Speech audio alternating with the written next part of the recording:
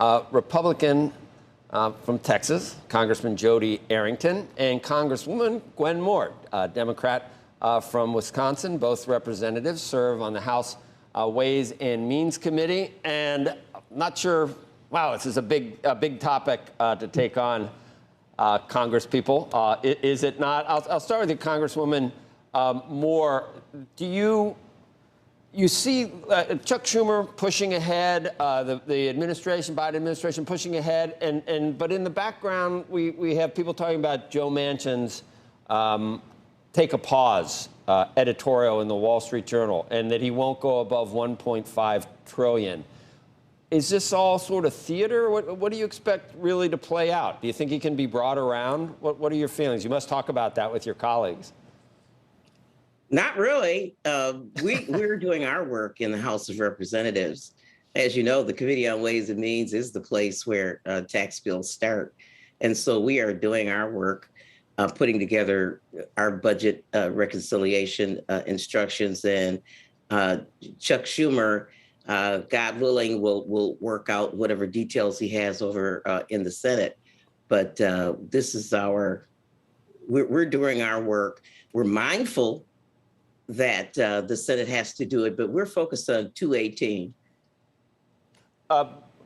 Congressman Arrington, the other thing I saw today that it was in the Wall Street Journal, kind of just an interesting take on it, because if Manchin's at $1.5 trillion, and there's some talk even among intra-party Democrats that maybe $3.5 trillion is not doable, Bernie Sanders, Journal points out, said $3.5 trillion. There's already been major compromises to get to $3.5 trillion that he apparently made with himself, because it was $6 trillion. It was what he wanted. So he has already come down to $3.5 trillion. So I don't know what you Republicans are talking about. There's been major compromises. Well, surprise, the socialist who is the chairman, and self-ascribed, that's not to be pejorative, but self-ascribed socialist who chairs the Senate Budget Committee, thinks that $3.5 trillion is a good number to take from the American taxpayers who are already struggling because of the pandemic and government shutdowns. We have 10 million people or 10 million job openings, and too many people sidelined because they're getting paid by the government more than they made in their previous job.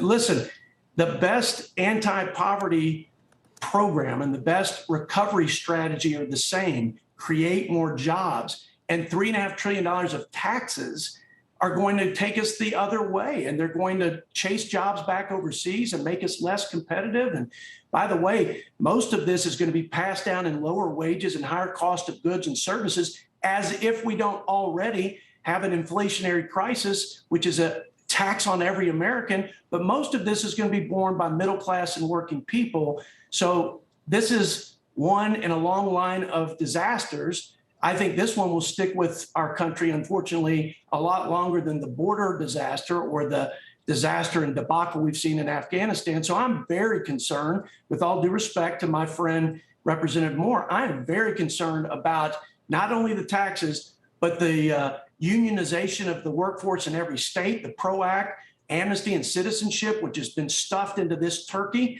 just like they filled the last COVID relief so-called plan with a bunch of progressive policies. So across the board, Joe, this is the biggest disaster, I think, that we've seen yet from our Democrat. Congresswoman Moore, yesterday in the cover of the New York Times said cradle to grave, expanding government to cradle to grave entitlements.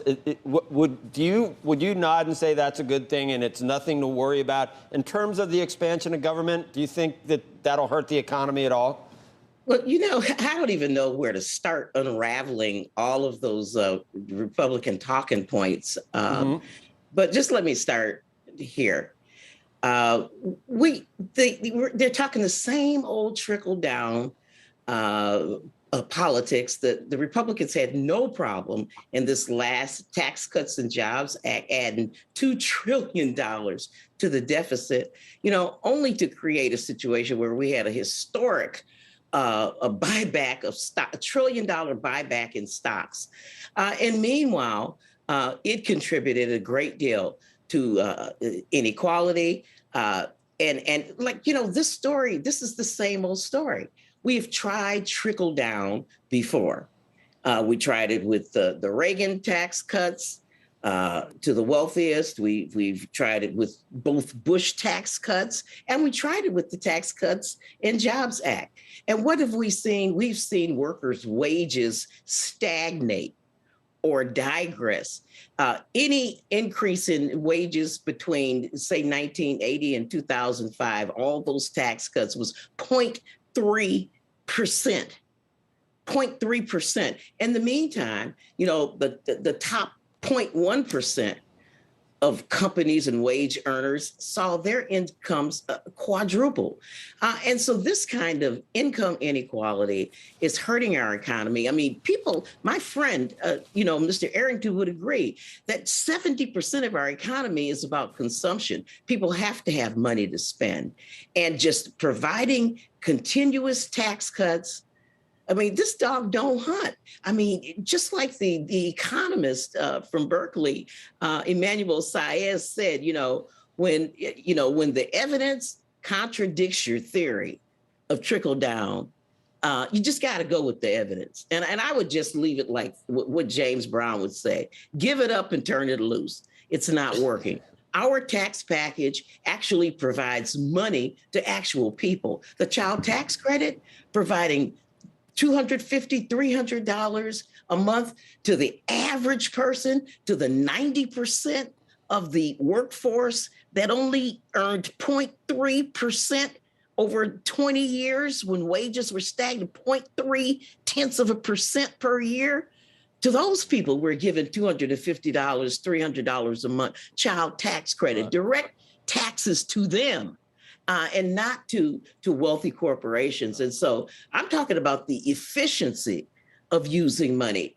Our economic system has almost failed time and again from the kind of income inequality that we continue to heat up over and over again. And we have seen its failure time and again. There's a wide gap between you two. That's what I've just figured out.